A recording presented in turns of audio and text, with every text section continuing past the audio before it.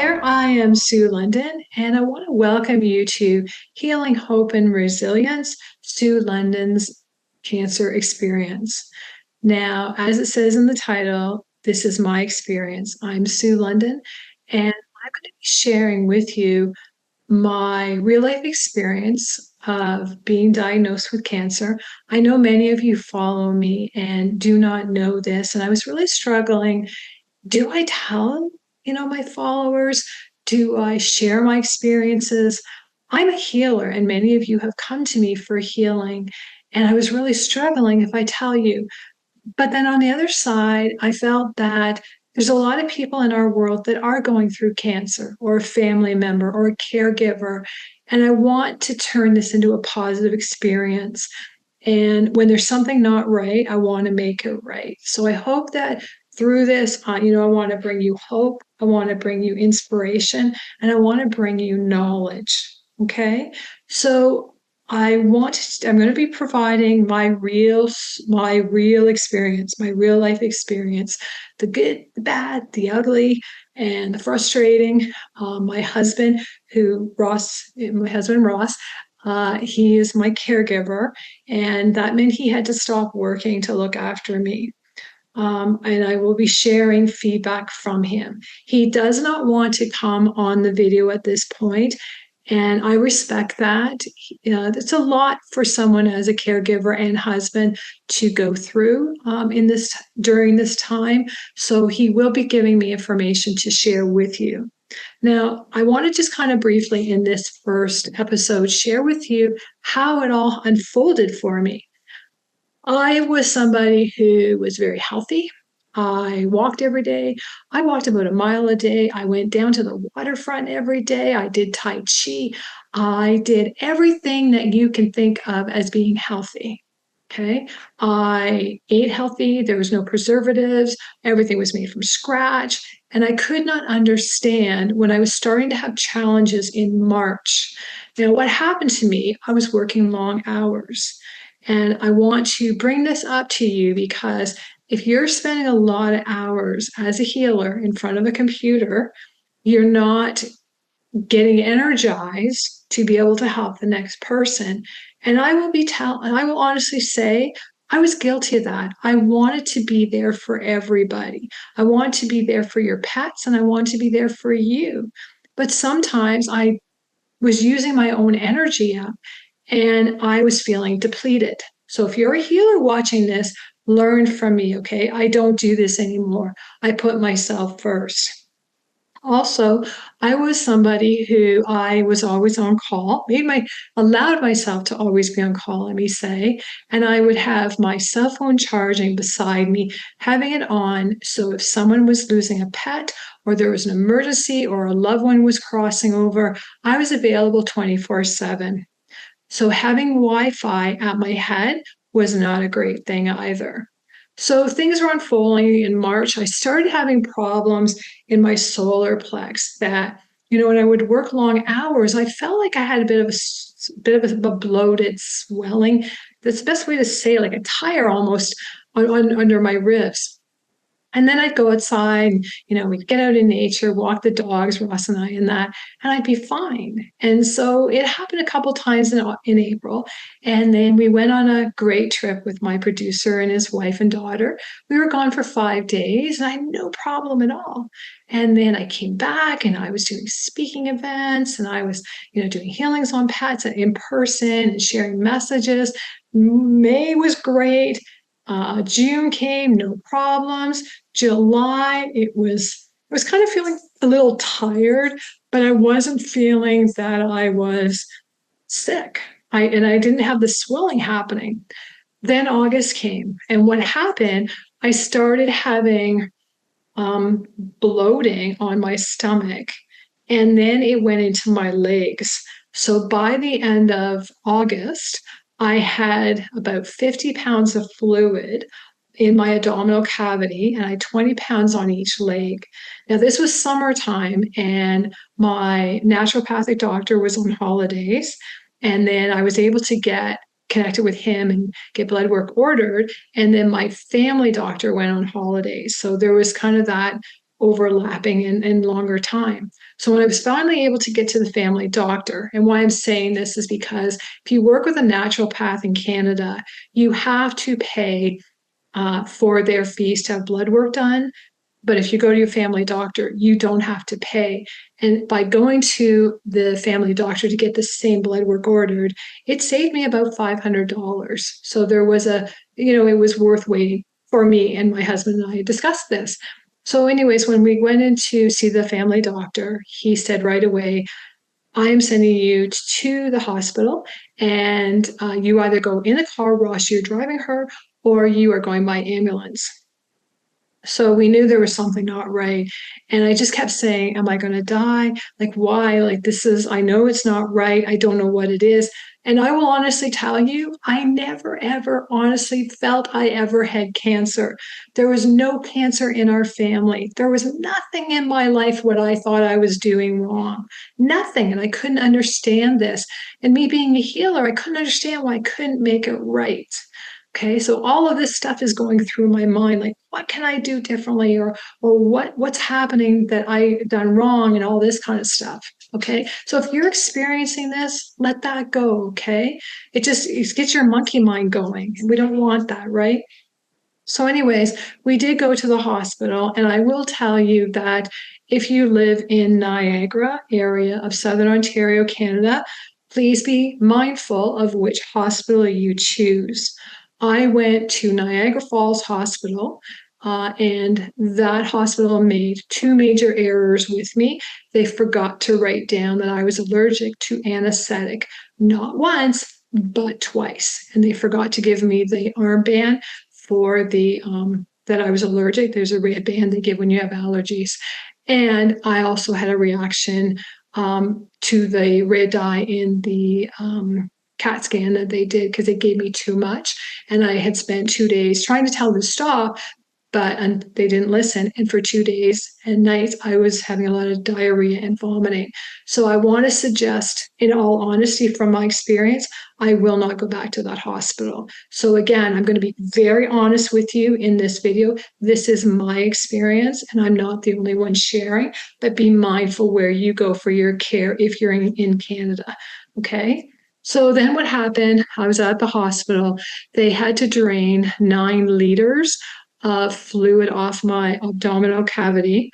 And then I was told that in 2 weeks later, I would be, 2.5 weeks later, I would be talking to an internist who saw me for 10 minutes at the very end of an 11-hour wait at the hospital. So fast forward on the call with the internist, we were to call him on a specific day at a specific time. And I called, and right away he said, who are you? Where did I see you? What is this around? And I knew then he's not the doctor for me because he didn't remember my case. He didn't know who I was, where he had treated me, or anything. And I didn't feel confident with him being my doctor. But he did say, he did call. So I just said, no, I'm not feeling good about this. And he said, I guess I better do my research before we get on your call. So in the meantime, Ross and I were talking at length about, is this the right doctor for us?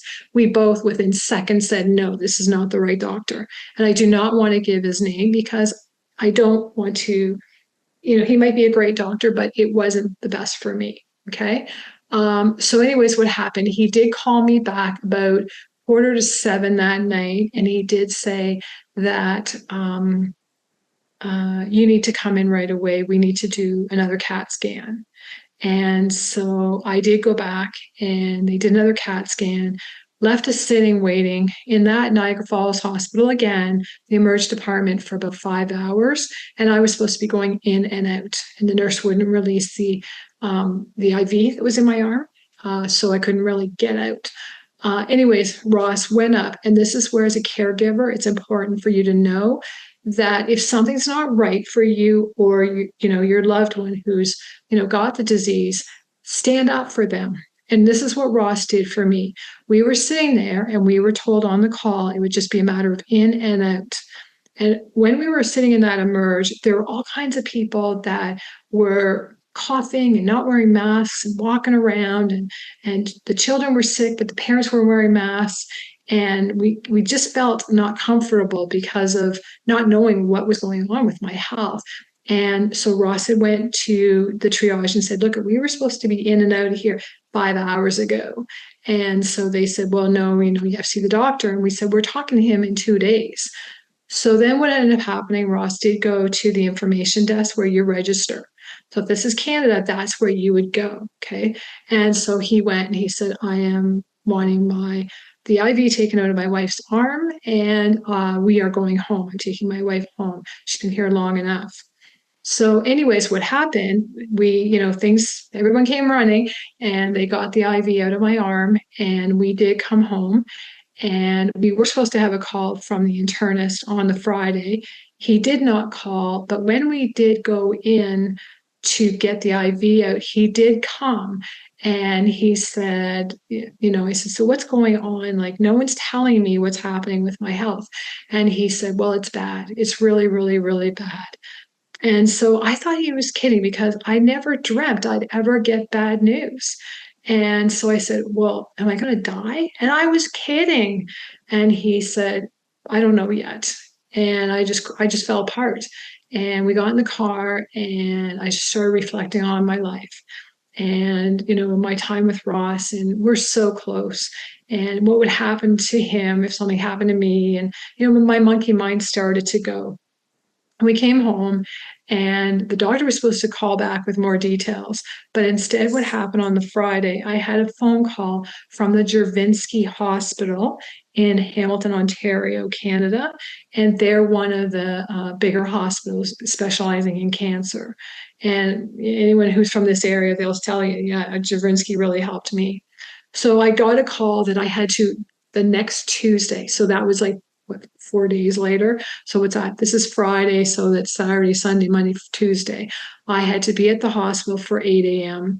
and I had to meet a surgeon and stuff was going to happen. I still didn't know a diagnosis at that point. Didn't know what was going on. So anyways, I met a surgeon and she told me that I had ovarian cancer.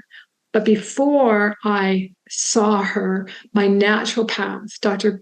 Payam Kiani, phoned me and said, I got to have a call with you and Ross. Now, I've known Payam for 25, 30 years. This man is someone I've trusted completely with my health and Ross's health, and he's a great friend, and I really respect him. And I know he's got my back when it's health. If he's going to tell me something, I'm going to listen because he is a top cancer doctor, naturopathic doctor as well. Okay. So he had said, I want to prepare you. There is a chance after seeing all the scans and images that you could have, it looks like you have a tumor about 2.5 inches in size on your left ovary. And I said, tumor, you mean like a bump? A bump. I kept calling it a bump because I didn't want to give tumor or the word cancer any power. So, tears were flooding from me, and I knew he wouldn't say that unless, it wasn't right. And so he kind of took me through what they were going to say. So I was kind of prepared, but not really prepared for what was going to happen that Tuesday. And so I knew that I was going into this, that, here my naturopathic doctor was going to be there to support me through the whole journey. And so Ross and I went that Tuesday morning, and it was really odd because there was no lights on. And I said to Ross, like, can they not afford lights? Like, this is strange that we're here in this area, but there's no lights on. That's what was going through my head, to be very honest with you. Not why are we here? What am I going to face? Right? It was just odd what I was thinking. Anyways, the surgeon came in and they had to do some internals on me. And they said that I had cancer in my entire reproduction area, and that they were going to have to remove part of my digestion tract. And I just started seeing stars. I almost fainted. They brought me water. I had a cloth on my head. I thought, I'm in the twilight zone. I don't understand what's happening. How could this happen? The cancer's not in our family. I thought this had to be hereditary. I never smoked. I never drank. I never did drugs. I was always in good environments. And I kept, why is this happening? So then the next thing I know is that I'm being told that, we have to operate on you right away. You could be dead in 2 weeks. And I thought, oh my God. And I looked at Ross, he was going white as a sheet. And it was a quiet ride home. And we were given the option to work with that doctor who was about to go on maternity leave or work with another doctor who was going to be covering for her. And that doctor was Dr. Sarah Ma. Now, we did make the decision to work with Dr. Sarah Ma because I love her energy. I felt really good about her. And I wanted to have the same doctor throughout my journey. I didn't want to have someone coming back from maternity leave and taking over and have missed a lot of what was going on. And Dr. Sarah Ma's energy is just phenomenal. And I'm really grateful that she took me on because she doesn't normally, in fact, she's never taken on another patient, a patient from another doctor, but she said she would in my case, which I was absolutely thrilled. But here's what happened when I said about the lights that were not working in that area where I had to be.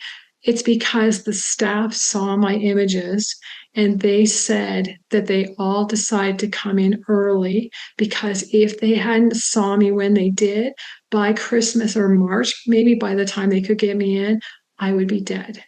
And I thought, oh my gosh, thank you, Grandpa Buck. Thank you to my angels. Thank you to God, to Jesus, to everyone who's around me, to my pets. I was just so grateful of the miracles that started happening for me.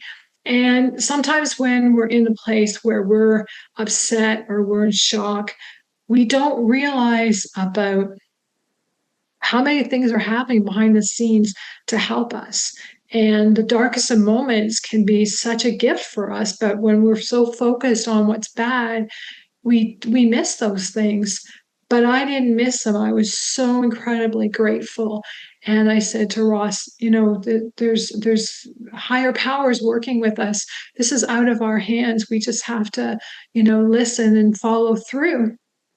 And so what ended up happening, the first miracle happened as we were driving home.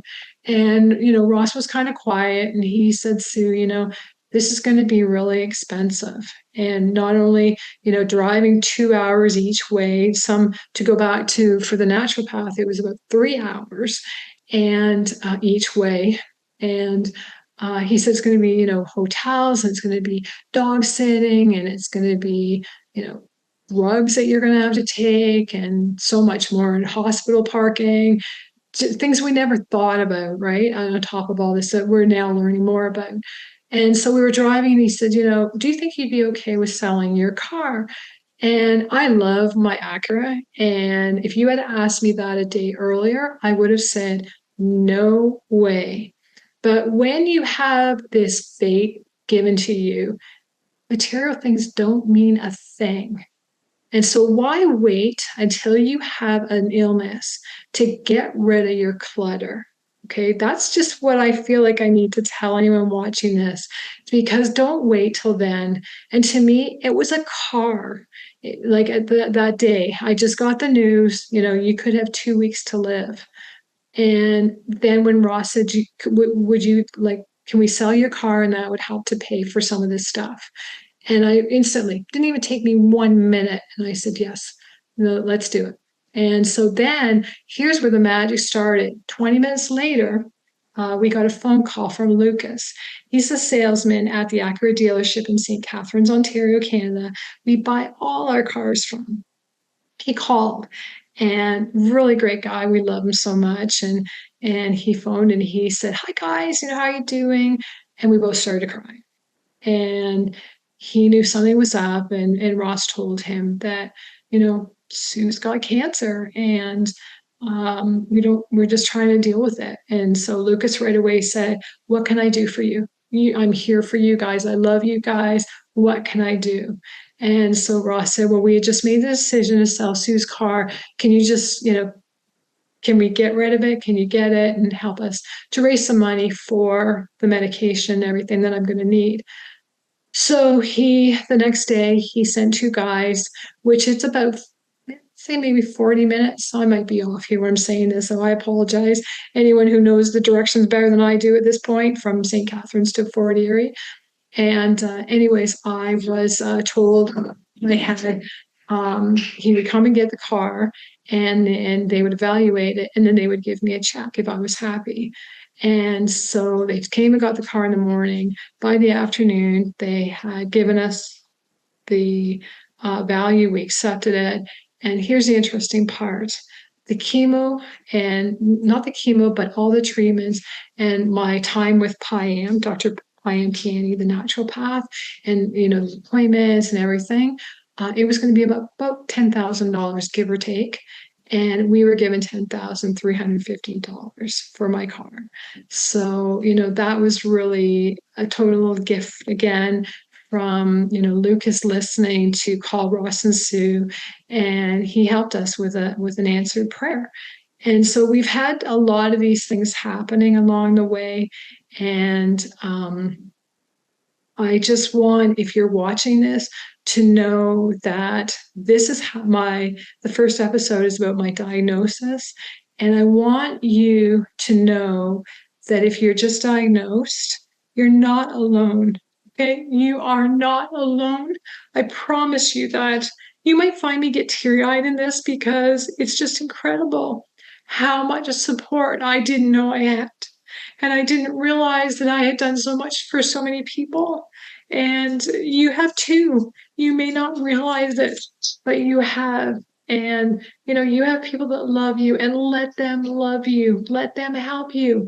I have friends now that are coming over and washing our clothes.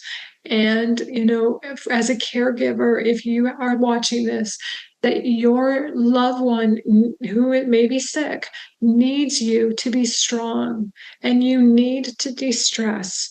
You need to get time for yourself. You need to exercise. You need to go out in nature. All of these things that you've heard me say in the past, this is what you need to do.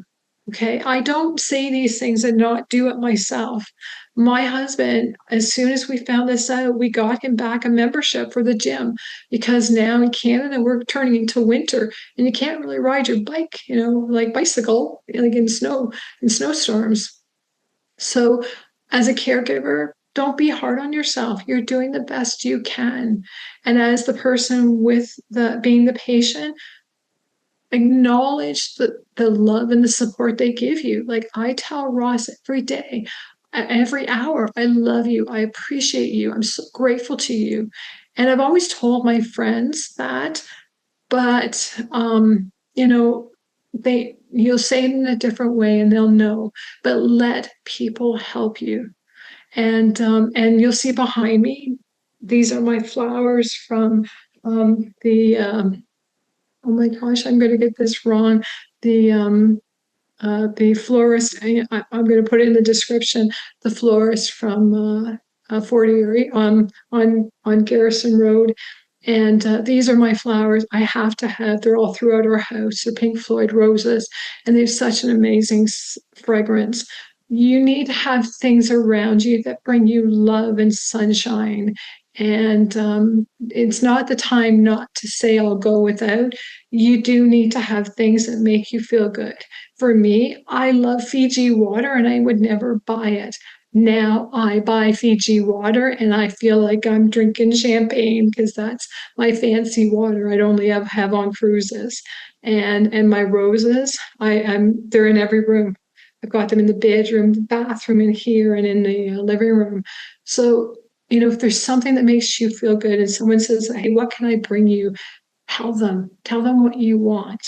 Okay. So I want to end on that note, and I will come back again with more details as this journey is going. I don't know how quickly I'll do them, because I'm starting to get tired. But I want to assure you that if you are working with me, right now, I'm not doing consultations, just because it is very draining for me. I have been doing the healings, and there are 2 days when I have the chemo, I cannot do healing. But I do have help for that. So, there's lots going on, and I want you to know that if you're watching this, I love you. You will get through this. You will learn something. You will grow from this. And, I have a lot to share in this series of people for you to talk to connect with. And you don't have to be just in my area because they do their consultations and calls and so much more through Zoom. So I just want to say, to sum this up, I love you. You're a very special soul. You as the patient, and you as the caregiver, and you as the family member. So don't lose hope. I'm not losing hope. I know that God's not done with me yet. I know I still have work to do. And, when this was presented to me yesterday, I thought, yeah, this is what I have to do. I have to help people and truly help people understand what it is really like to have cancer, because I didn't know what I would experience, what others have gone through. And, if we all can learn something to help another person in our world, can you imagine how great that would be? Anyways, that's it for today. I love you. I want to wish you much love and many blessings. I'm Sue London. Until next time, I'll see you real soon.